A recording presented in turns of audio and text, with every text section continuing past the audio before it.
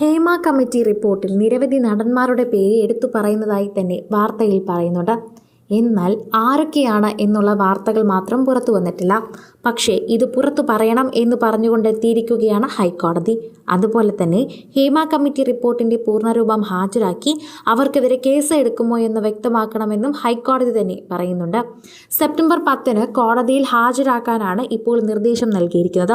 ഹൈക്കോടതിയിൽ ഹാജരാക്കി കഴിഞ്ഞാൽ ഹൈക്കോടതി തന്നെ ഈ പേരുകൾ വെളിപ്പെടുത്തുമെന്നും അതിലൂടെ ഏത് നടനാണ് കുറ്റം ചെയ്തതെന്നും ഏതൊക്കെ ആൾക്കാരാണ് ഏതൊക്കെ വകുപ്പിൽ പോകാൻ പോകുന്നതെന്നും അറിയാൻ കഴിയുമെന്നും പറയുന്നു. ദിലീപാണ് ഇപ്പോൾ കേസിലൊക്കെ തന്നെയും ആദ്യമേ ഉയർന്നു കേട്ട പേര്. എന്നാൽ ഈ ഒരു വിഷയത്തിൽ ദിലീപിന്റെ പേര് ഒരു തണുത്ത പടുക്കം പോലെയാണ് കേൾക്കുന്നത്.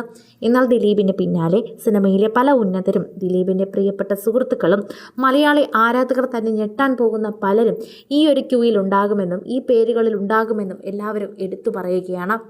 സെപ്റ്റംബർ 10 കോടതിയിൽ ഹാജരാക്കാനുള്ള നിർദ്ദേശത്തോടെയാണ് ഇപ്പോൾ ഹൈക്കോടതി ഇത് മുന്നോട്ട് വച്ചിരിക്കുന്നത്. കേസ് എടുക്കുന്നത് സംബന്ധിച്ച് സർക്കാർ വിശദമായ സത്യവാങ്മൂലം നൽകണമെന്നും കോടതി നിർദ്ദേശിച്ചിട്ടുണ്ട്.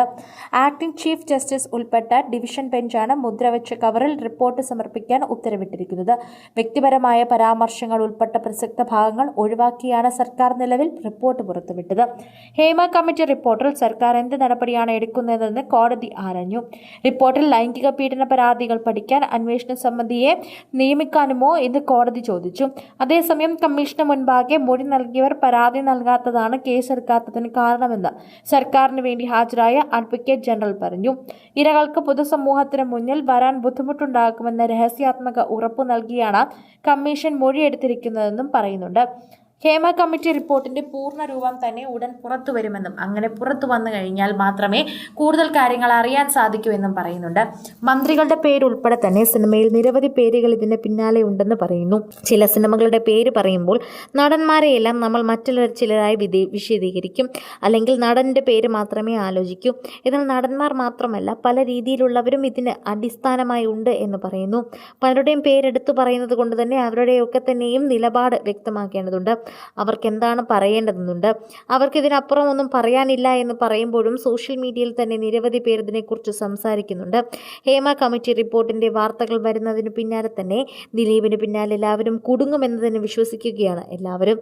ദിലീപിന് പിന്നാലെ പല നടന്മാരുടെയും പേര് പുറത്തു വന്നു കഴിഞ്ഞാൽ അന്ന് ദിലീപിനെ കുറ്റപ്പെടുത്തിയവർ പോലും ഇതിലുണ്ടാകുമെന്ന് ഉറപ്പാണെന്ന് പ്രേക്ഷകർ പറയുന്നു.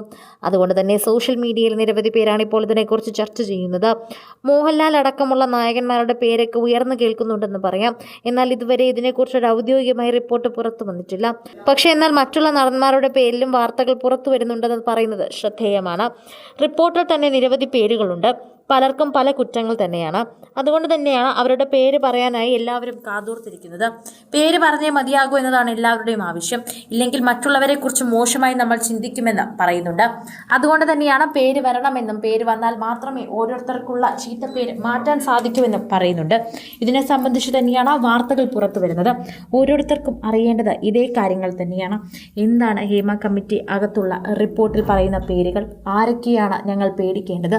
ഞങ്ങൾ താരങ്ങളെന്ന് വിളിച്ചിരുന്ന ആരൊക്കെയാണ് ശരിക്കും ഞങ്ങളെ ചതിച്ചിരുന്നത്? ഞങ്ങൾക്കും അറിയേണ്ട കാര്യങ്ങളാണ് എന്ന് ആരാധകർ പറയുന്നു. കൂടുതൽ സിനിമ, സീരിയൽ, ചാനൽ വാർത്തകൾക്കും നിങ്ങളുടെ പ്രിയപ്പെട്ട താരങ്ങളുടെ എക്സ്ക്ലൂസീവ് അഭിമുഖങ്ങൾക്കുമായി സബ്സ്ക്രൈബ് ചെയ്യാൻ മറക്കല്ലേ.